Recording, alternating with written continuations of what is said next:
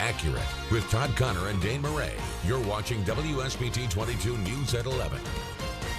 And new at 11, South Bend is calling it a significant step in resolving homelessness. Tonight, Mayor Pete Buttigieg laid out the city's plan, which includes purchasing a building for winter amnesty and getting rid of a program that failed to take off. And WSBT 22's Max Lewis is at the live desk. Max, the mayor announced this evening the city is scrapping the Gateway program altogether. Yeah, that's right, Dane. The city decided the program was no longer worth pursuing, and they'll instead focus their efforts on more permanent supportive housing.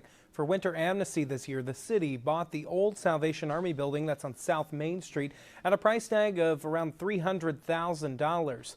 Now, in the past, the city has leased various buildings for winter amnesty, which it says caused delays in its opening. The city is also moving away from the Gateway project that was originally intended to help homeless people transition into more permanent housing.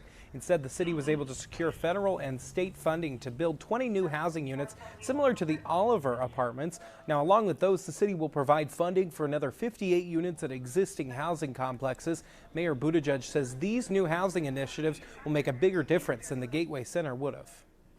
The biggest thing we need is more beds and more homes for people to be in. A Gateway Center can play a role, but the most important part is the housing itself. If you build a Gateway Center, but there's not enough permanent housing for it to be a gateway too, it just becomes another shelter that's not as good as the permanent shelters that we have. Now, the new permanent housing complex the city wants to build is slated for a site on West Washington Street. They will vote on that at a meeting tomorrow. The hope is that the new housing complex and those vouchers will reduce the need of a winter amnesty shelter in the future. At the live desk, I'm Max Lewis, WSBT 22 News. The Republican South Bend mayoral candidate has plans to help low-income residents. New at 11, Sean Haas spoke out today about the recent FBI raid of the Housing Authority. The raid was due to reported financial mismanagement. The Housing Authority operates 9 low-income housing facilities across the city. Haas outlined his plans for the future and says he feels Mayor Pete Buttigieg failed to bring change to the agency. After reaching out to concerned citizens, Housing Authority employees and persons who have been denied housing through the agency, I am campaigning on bringing the necessary change to the city. Haas says he plans to order an audit of the Housing Authority and will attend regular meetings. Democratic mayoral candidate James Mueller released a statement following Haas's event. He says, quote, "As we wait for more information from the investigation, divisive political rhetoric does nothing to improve conditions for our residents. As mayor, I will work with the dedicated community members on the Housing Authority Board to continue reform efforts and advance safe, affordable housing options for all of our residents." Happening right now, firefighters in Plymouth are investigating an explosion last night. We first brought you this story as breaking news at 11. Crews were called around 8:30, but the fire reignited just after 11 last night. The Plymouth Fire Department says the cause of the explosion is still under investigation, but they don't suspect anything suspicious at this point. Firefighters say they can't rule out a lightning strike damaging the gas line as the cause, but have not confirmed that. There was a storm in the area around the time of that explosion. The Berrien County Prosecutor's Office will not file charges in a deadly hotel fire last summer. A woman and her 5 children died in the fire at the Cosmo Extended Stay Hotel in Sodus Township. Investigators determined the cause of the fire was careless use of a hot plate. They also found the hotel had working smoke detectors and pull fire alarms. Investigators found no evidence of negligence, which is why no charges are being filed. A morning fire sent 1 person to the hospital in South Bend. It happened at this house in the 1700 block of South Grant Street. Fire officials say they arrived to find the home engulfed in flames and smoke. There was 1 person inside the home at the time, and officials say he has minor burns to his hand and head. Investigators determined the fire started after an ashtray was dumped into a garbage can on the back porch. Good evening, everyone. I'm meteorologist Bob Winter in tonight for Matt Rudkin. And it's a quiet, peaceful scene over South Bend tonight. It may not be that quiet and peaceful in about another 24 hours or so, as we are looking at the possibility, at least, of some severe storms developing tomorrow. Now, our risk category is only 1 out of 5. Stronger storms are a greater risk, I should say, to the south and west. But our main threat would be a moderate risk of some damaging winds up to 60 miles an hour, lesser risks of hail or flooding rains, and a pretty low risk of tornadoes. Not too much to worry about in that category. But nonetheless, we'll be watching it carefully, and we'll have the rest of the forecast details in a couple of minutes. Digging resumed today in Macomb Township, Michigan, where police say they could find the remains of several missing young girls. The disappearances date back decades. The search started last summer.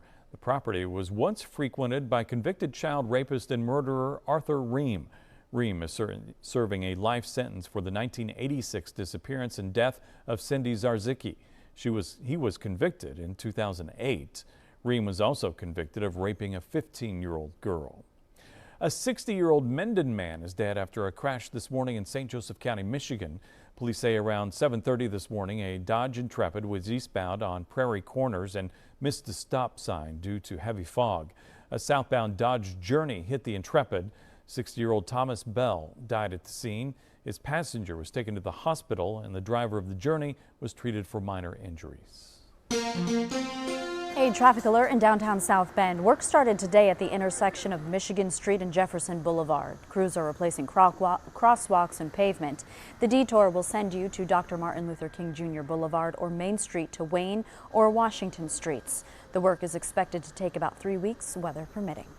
New at 11, the Mishawaka Redevelopment Committee approved the acquisition of the Liberty Mutual Building.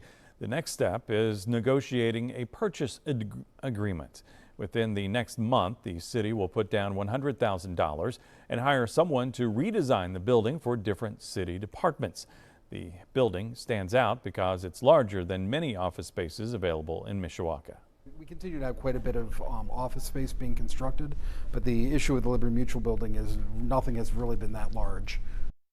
Construction is expected to start next summer and last until 2021. It's already a special place. It's going to be even more special once it's finished. A major two-tier construction project is happening right now at Sites Park in South Bend. It's a collaborative effort between the city and Notre Dame. The university is giving the city $1 million towards about $4 million worth of renovations at the park. They include a new concert space, vending areas, and restrooms. Now, underneath the park, the city is allowing Notre Dame to build a hydroelectric power plant. Energy generated from that plant will go directly to campus. Notre Dame leaders say the plant will help the school reduce carbon emissions. South Bend Mayor Pete Buttigieg says Sites Park is a great place for this opportunity because it's a place where the city and the river meet and people can interact with the waterway here. The more so here when it's also an occasion for the city, for the river to generate power that is clean electricity, the kind of thing we need a lot more of in the 21st century if we want to meet our goals sustainably. The plant and park are expected to open in 2021. Notre Dame and the city have been considering this project since 2015. Work is now underway on a major expansion project at the Middlebury Boys and Girls Club. It will add 17,000 square feet of space. The $4 million project will add a new technology center for science, technology, engineering, and math programs. The club is also adding security to the front entryway. You'll have to be buzzed through 3 doors before you can gain entry. There will also be a larger fine arts area, and the kitchen dining area will be expanded. So we're going to be adding on a full-fledged kitchen and cafeteria. Right now, our snack area / kitchen is in the atrium, so that's where the kids eat. So we're really excited to have a room for them to eat at. And then as well as our teen center, we're going to be expanding that. Crystal Valley Missionary Church is hosting programs during the construction. The project should be finished by next summer. All right, listen to this. 100 teachers learned a new skill they hope they never have to use. They took a Stop the Bleed course at the Elkhart Community Schools Administration building. The class teaches how to slow blood loss after a traumatic injury. Those injuries could come from anything: an explosion, a car wreck, a serious fall, or something else. But the first responders teaching the class say Stop the Bleed gained popularity with the rise of school shootings. Now, already this year, there have been more than 20. We hope that we can prevent anything like that from happening in the first place, but in the world we live in today, that's not necessarily the case. Much rather to be on the front side of it, preparing people of how to act and react to those times and save lives, which is what we're here to do. A new law that went into effect this summer pays for 3 Stop the Bleed kits for schools who have trained 5 teachers on how to use them. A memorial for an Indiana hero is held in Indianapolis. How friends and supporters are remembering Eva Core. Express helps connect people with jobs, and a lot of times the people are veterans. Coming up, how a tour from Congresswoman Jackie Walorski is going to try to help connect them even more. And here's a live look over the Princess City tonight. We saw a few showers across the area today, and tomorrow we could see some storms. Bob's tracking when the sunshine returns, coming up in about 10 minutes.